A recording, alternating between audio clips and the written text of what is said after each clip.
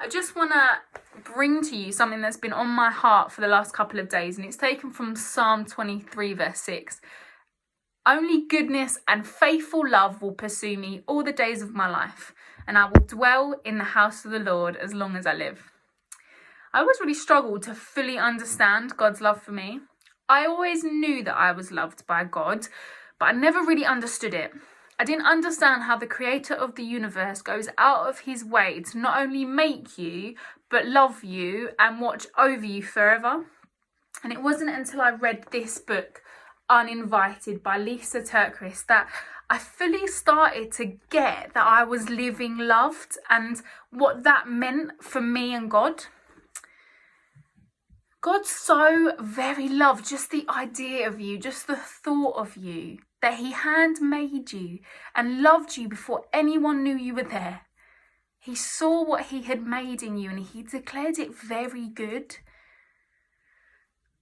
I always find the wording of different translations in the Bible really interesting, and this particular translation is taken from the Holloman Christian Standard Bible.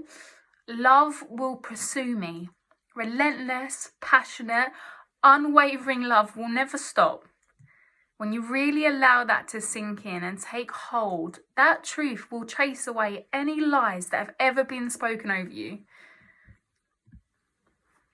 I have a really, my favourite poem by the author Richard Seikin has a line in it that says, everyone should have a place and it shouldn't be inside of someone else. That line has always really grounded me and reminded me that I need to be totally comfortable with who I am. And I never really understood that until I understood how to live my life loved. And I think from that line really speaks on a human level to who you are and knowing who you are and not allowing other people to define you or speak lies over you. And it also works in the fact that you have a place in God. You have a home in God. I will dwell in the house of the Lord. And I never really understood what dwelling meant until I read this book. And on one of the pages, it has a really cool extract that I'd like to read. Whoever dwells in the shelter of the Most High, Lord, draw me close. Your word promises when I draw close to you, you are there. I want my drawing close to be a permanent dwelling place. At any moment when I feel weak and empty and alone, I pray I won't let those feelings drag me down into a pit of insecurity.